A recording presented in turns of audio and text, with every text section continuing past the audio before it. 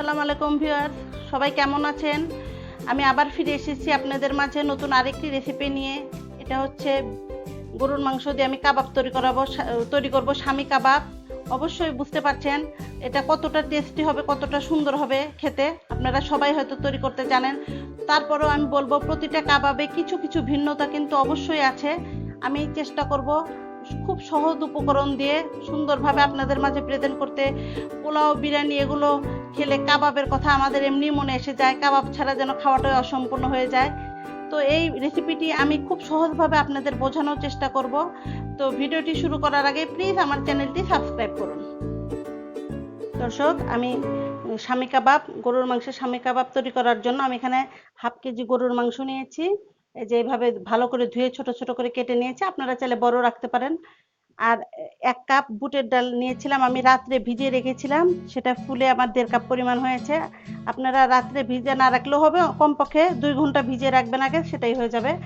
আর নিয়েছি আমি আদা পেস্ট 2 চা চামচ, লবণ পরিমাণ মতো, হলুদ নিয়েছি হাফ চা চামচ, বড় রসুন কোয়া নিয়েছি 5টা, ধনিয়া গুঁড়া নিয়েছি আমি 1.5 চা চামচ, শাহি জিরা নিয়েছি 1 চা চামচ, আর নিয়েছি দারচিনি 3 পিস, ছোট একটা বড় পিস ছোট ছোট করে আমি 3টা টুকরা করে নিয়েছি, লং নিয়েছি 4-5টা, আর কালো এলাচ আছে যে বড়টা, এটা নিয়েছি, এটা অবশ্যই দেওয়ার চেষ্টা করবেন, এটাতে সেন্ট হয় ভালো। তেজপাতা কয়েক পিস, আর এলাচ ফেটে নিয়েছি 5টা। কাঁচামরিচ নিয়েছি, কাঁচামরিচ না দিলেও হবে, তবু আমি দিচ্ছি টেস্টের জন্য, ভালো টেস্ট আসে। কাঁচামরিচ 5-6টা আমি কেটে নিয়েছি। আর নিয়েছি পেঁয়াজ ঝুরি করে হাফ কাপ, আর শুকনা মরিচ এই যে 5-6টা শুকনা মরিচ এইভাবে নিয়েছি। তো আমি দেখিয়ে দিচ্ছি। তো এবার প্যানে আমি মাংসটা নিয়েছি, মাংস নিয়ে এই যে আমার ডালগুলো দিয়ে দিচ্ছি। অবশ্যই পরিষ্কার করে সবকিছু ধুয়ে নেবেন। শুকনা মরিচ, কাঁচামরিচ, পেঁয়াজ,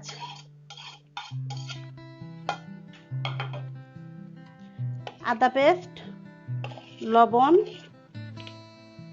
হলুদ, ধনিয়া গুঁড়া, শাহি জিরা,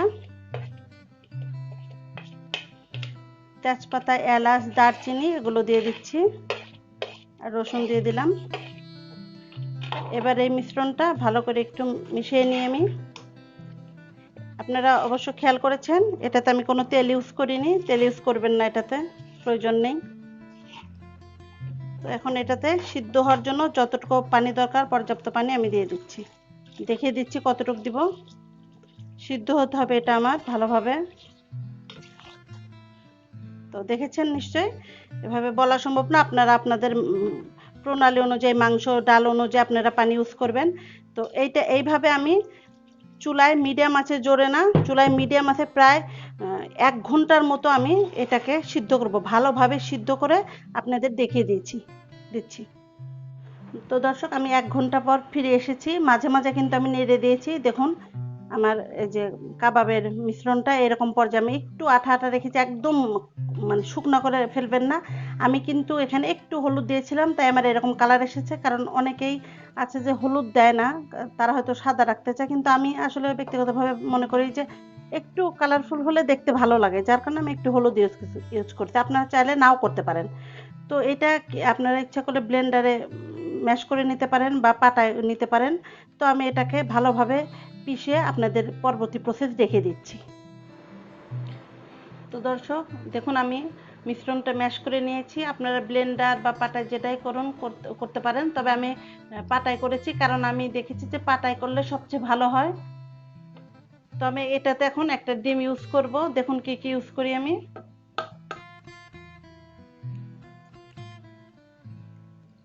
একটা ডিম দিচ্ছি, আর টেস্টের জন্য আমি নিয়েছি হাফ চা চামচ চিনি, এটা অবশ্যই দিবেন, টেস্ট বাড়বে। আর আমি দিয়েছি ভাজা জিরা গুঁড়া, এটা নর্মাল জিরা আছে সেটা তেলে তারপর আমি গুঁড়ো করে নিয়েছি। আর আমি এখানে বেরেস্তা দিব হাফ কাপ পরিমাণ,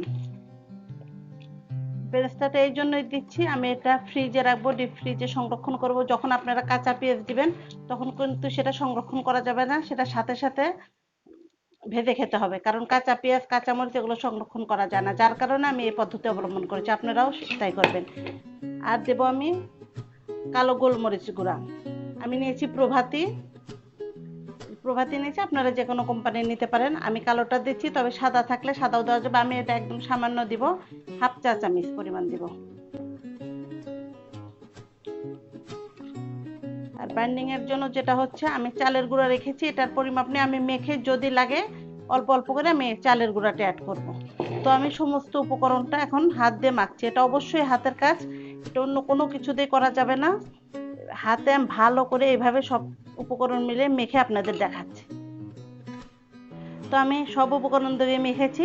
তো আমার মনে হচ্ছে একটু আমার চালের গুঁড়া লাগবে, আমি চালের গুঁড়ার জন্য রেখেছি। আপনারা চাইলে কিন্তু ময়দা বেসন এগুলো ইউজ করতে পারেন, তবে খুব কম মাত্রায়, ওইভাবে ডিমটা ইউজ করবেন।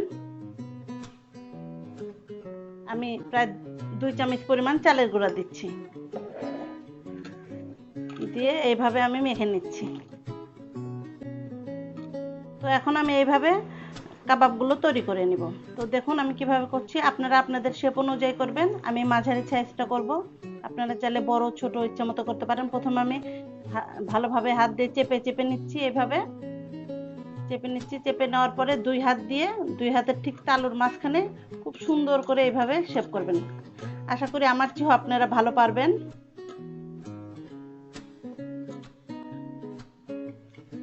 তো এই শেপে আমি প্রতিটা কাবাব তৈরি করে আপনাদের দেখাচ্ছি। তো দর্শক দেখুন আমি কাবাবগুলো বানিয়ে ফেলেছি। তো একটা কথা না বললেই না, ফ্রোজেন পদ্ধতিটা সবারই জানার দরকার, কারণ আমরা সবাই বিজি মানুষ, খাবার সংরক্ষণ রাখাটা আমাদের জন্য খুব জরুরি। যেটা হচ্ছে, আমি যখন মিশ্রণটা মাখলাম তখন ওই অবস্থাতেও আপনারা ফ্রিজে রাখতে পারেন। তাতে করে অসুবিধার মধ্যে এটা হবে যে আবার ছাড়বে, তারপরে আপনারা কাবাব শেপে তৈরি করবেন, অনেকটা টাইমের ব্যাপার। তো ওই জন্য আপনারা আমি যে বেরেস্তা দিয়েছি এটাতে কাঁচা পেঁয়াজ কাঁচামরিচ এগুলো দেইনি। আমি কিন্তু যখন আমি মাংস ডাল সিদ্ধ করি তখনই আমি কাঁচামরিচটা দিয়ে দিয়েছিলাম, হয়তো লক্ষ্য করেছেন। কারণ কাঁচামরিচ এবং কাঁচা পেঁয়াজ দিয়ে মাখলে কি হয়, সাথে সাথে যদি ভেজে খান কোনো প্রবলেম নেই, কিন্তু ওটা যখন আপনি ফ্রিজে রাখবেন তখন ওই কাবাবগুলোর টেস্ট থাকে না, যার কারণে আমি বেরেস্তা করে নিয়েছি। তো ব্যাপারটা হচ্ছে, এগুলো এখন ডিপ ফ্রিজে রাখতে চাইলে, যখন আমরা সংরক্ষণ করব তখন এটা ডিপ ফ্রিজে রেখে 1 থেকে 2 ঘন্টা রাখলে দেখবেন এগুলো একটু শক্ত শক্ত হয়েছে। তখন আপনারা প্লাস্টিক কোনো বক্সে পলিথিনে যেভাবে রাখতে চান সুন্দর করে তুলে তুলে নিয়ে রাখতে পারবেন, কিন্তু এই অবস্থায় কোনো বক্সে রাখবেন না, তাহলে একটার সাথে আর একটা লেগে যাবে। একটু শক্ত হওয়ার পরে তারপরে তুলে তুলে নেবেন। তো আমি যেহেতু ভাজবো এখন আমি আমার 30টার মতো কাবাব হয়েছে হাফ কেজি মাংসে।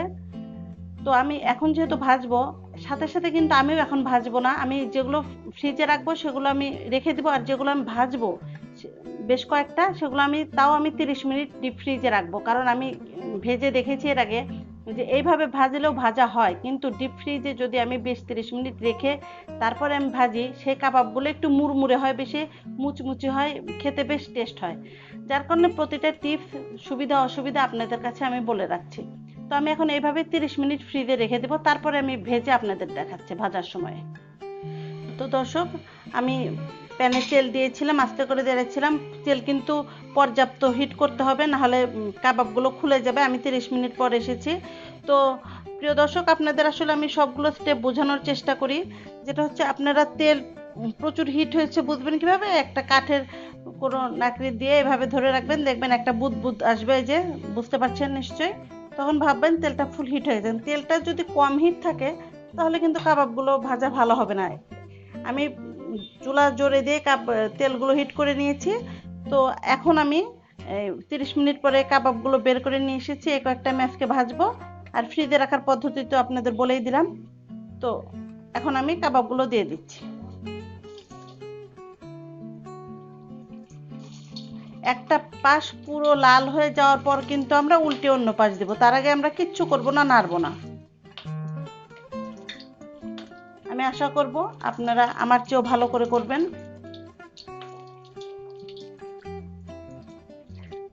আচ্ছা, আমার এক পাশে কিন্তু লাল হয়ে গেছে। এখন আমি একটা একটা করে এটা দিয়ে আমি একটা একটা করে এভাবে আস্তে আস্তে উল্টে দিচ্ছি। তো এভাবে আপনারা যদি একটু ফ্রিজে রেখে তারপরে কাবাবগুলো ভাজেন, বুঝতেই পারবেন নিজেরাও, ভেজে মজাই আলাদা। কোনো রকমভাবে ছাড়ার মানে একটু যদি কাবাব মিশ্রণে আপনাদের ভুল ত্রুটিও থাকে, তাহলে দেখবেন যে এটা মেকআপ হয়ে যাবে। বুঝতেই পারবেন না যে ভুল ছিল বা মিশ্রণটা টাইট ছিল বা ঢিল ছিল, এই ভুলগুলো কোনো প্রবলেম ক্রিয়েট করবে না। তো এইভাবে আমি প্রতিটি কাবাব লাল লাল করে ভেজে পরিবেশন করে পরে আপনাদের দেখিয়ে দিচ্ছি। দর্শক, আমি কাবাবগুলো দেখুন লাল লাল করে ভেজে তুলেছি। নিশ্চয়ই আপনাদের মনে হচ্ছে ভিতরটা কেমন হলো, তো অবশ্যই আমি ভেঙে দেখাবো। ভিতরটাও কত সুন্দর হয়েছে, বুঝতে পারছেন তো।